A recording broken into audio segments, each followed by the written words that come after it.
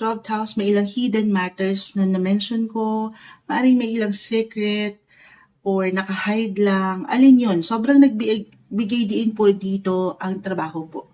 Kung saan kayo kumikita or ang inyong mga service pang araw-araw na buhay.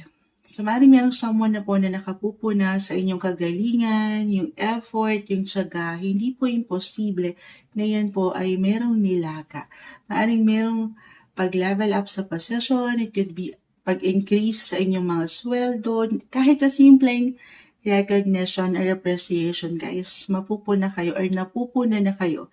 Maaaring tahimik lang ito, na napapansin kayo. It could be someone higher ups, a boss, ayan, na ay, teka lang ha, kahit na medyo low-key, pagod ka na, pero patuloy ka lang daw nagtatrabaho, patuloy yung focus mo. So, baka hindi mo lang napapansin or kung feeling mo hindi mo pa ramdam, meron na. Okay, merong someone na nakaka-appreciate sa'yo.